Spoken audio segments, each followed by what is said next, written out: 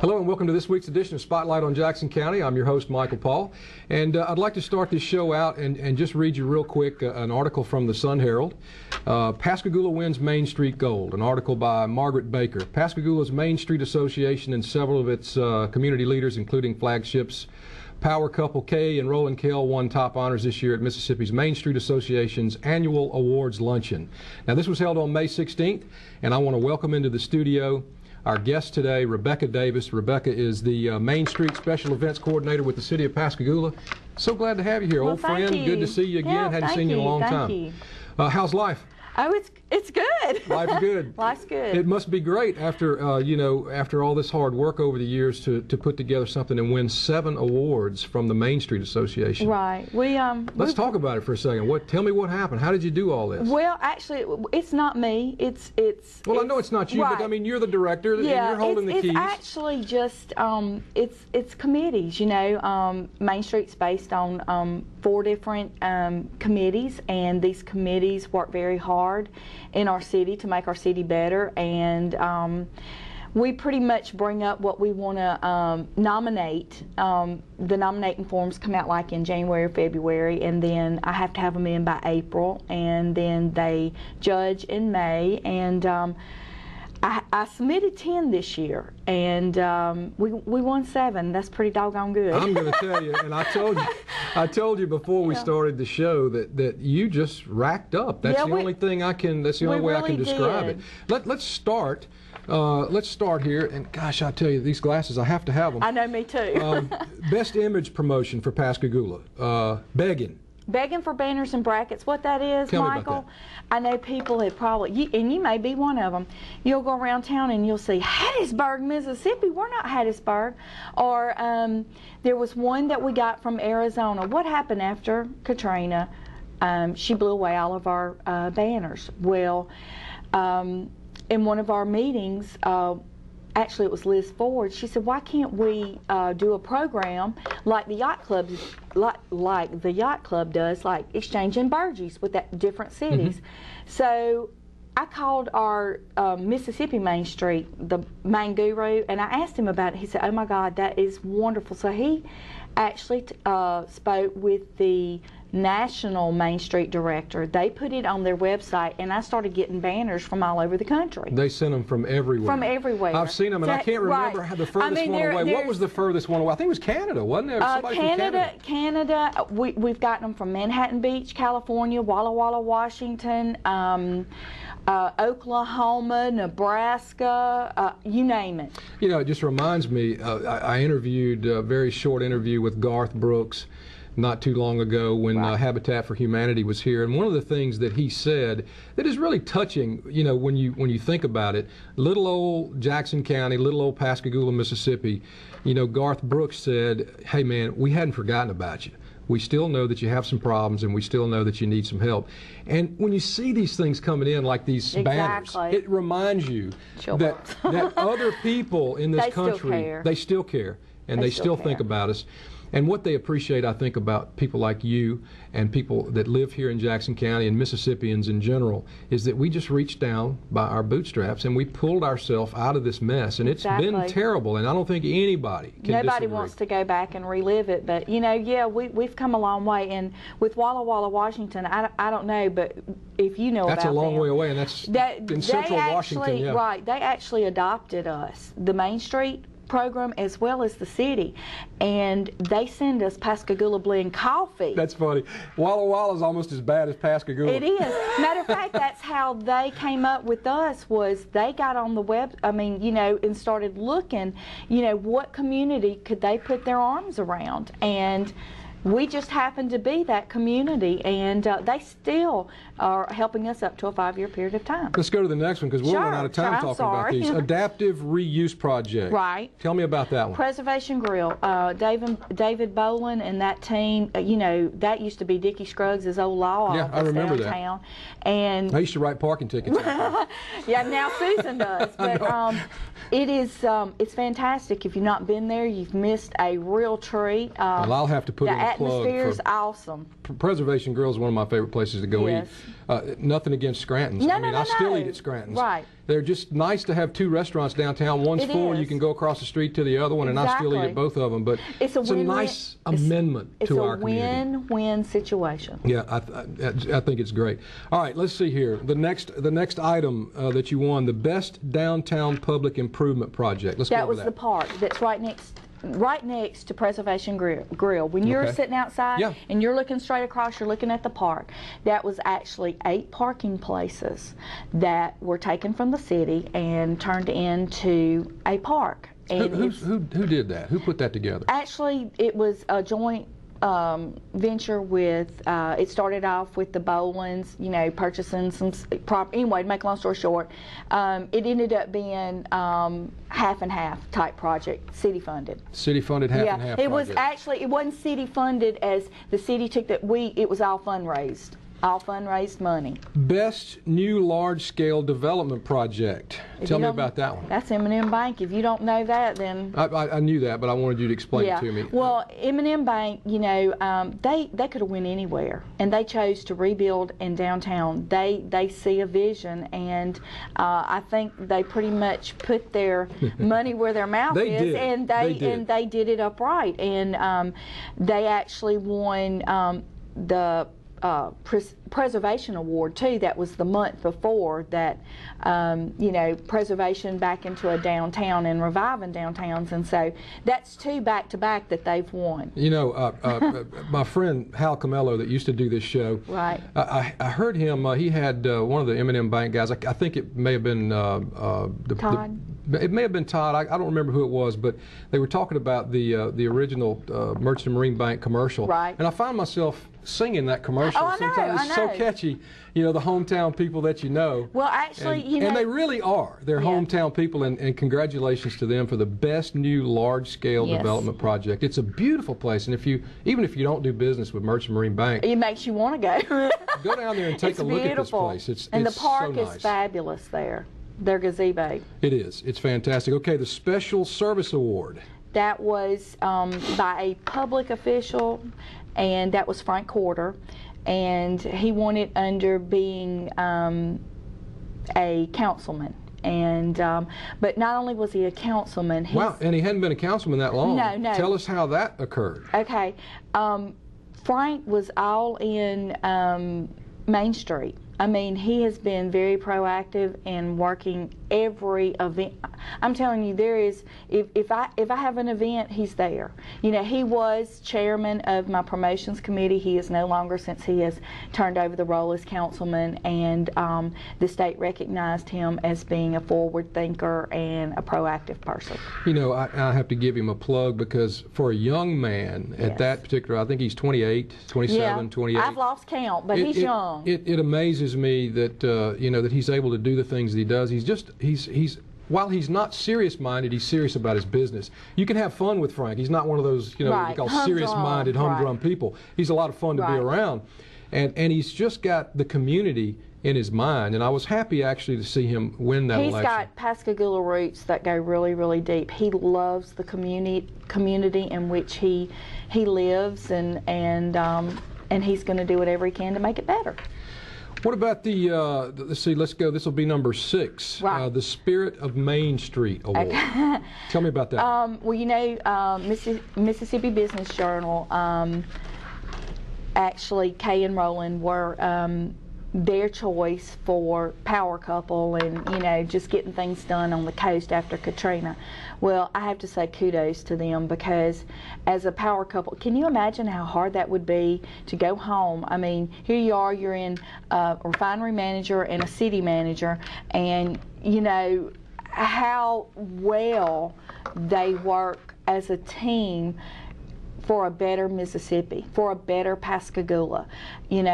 It is awesome, the things that they've done. And basically, after the storm, everybody was pretty much, oh my God, Yeah. thank God for, you know, Kay and Roland stepping up. Well, just solid, clear thinking people who, know that you don't eat an elephant all in one bite. You have to take him a piece at a time. Exactly. And I think that's the direction that they headed us in. I'll tell you something that was said yesterday in a meeting after a Main Street team came, and they were helping us. Anyway, they said, you have your coastline and you have your different places in your sister cities, but you have, you know, Ocean Springs, you know, you have traffic over from Harrison County, and then you have casinos in Biloxi, and you have all the other stuff that are on the other sides of the coast. Well, you have Pascagoula, who is the stable big brother or big sister.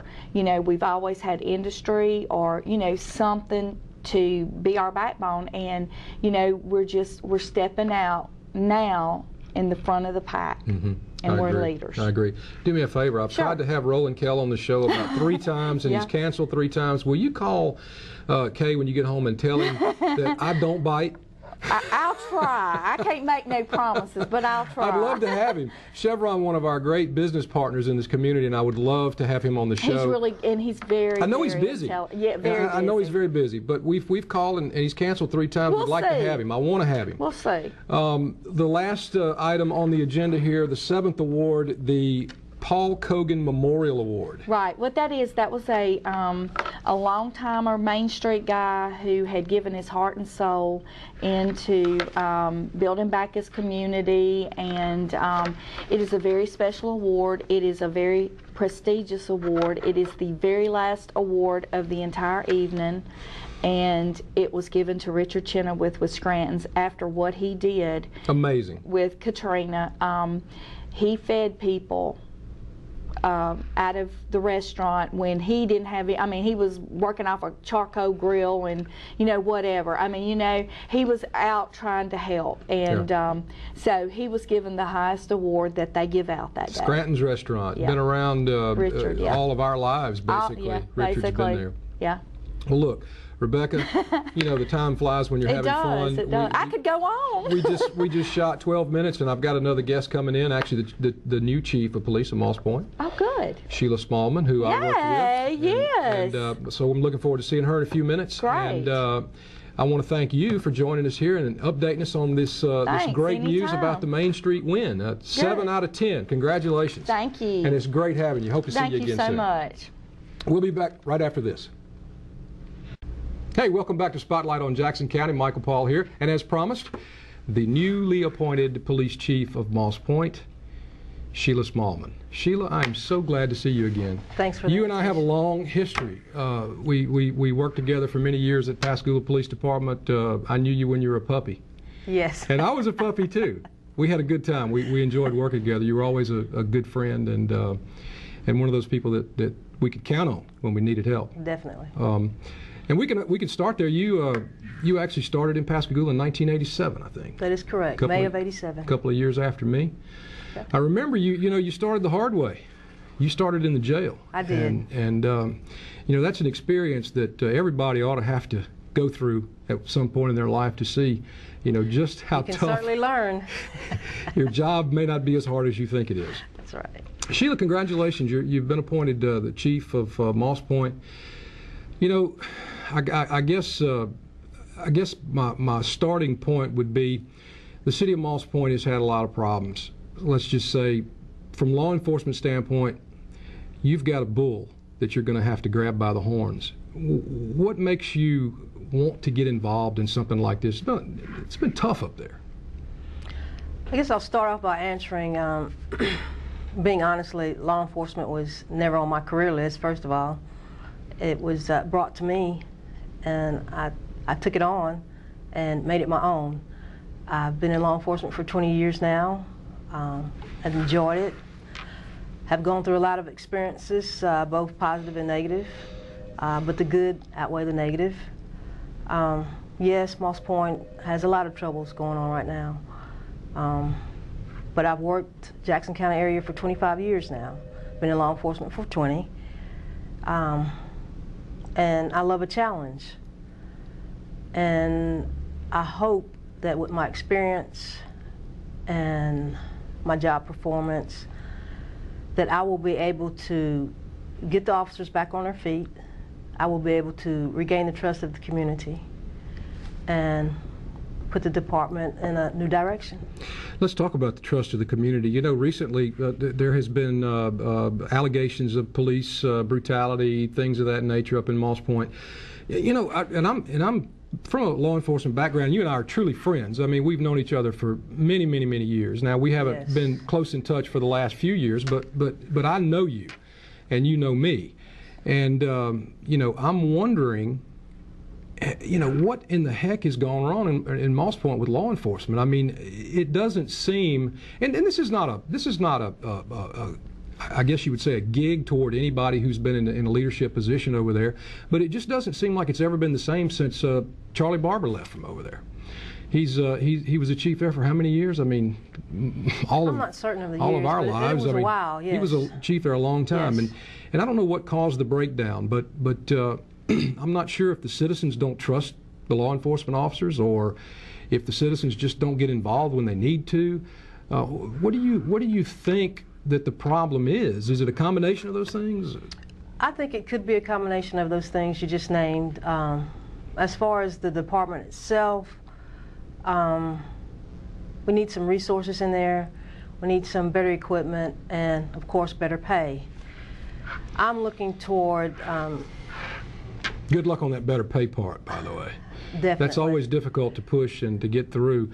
You know, it's and I don't want to get on a diatribe here and talk about all this stuff, but that's one of the hard things to do when you're the police chief, That's is to true. keep your officers happy by paying them. And if you want a good quality product, you're going to have to pay them to get them. That's That's always been my correct. position from law enforcement standpoint. But Same we thing have with to get teachers an or anything incentive else. in there to boost the officers' morale.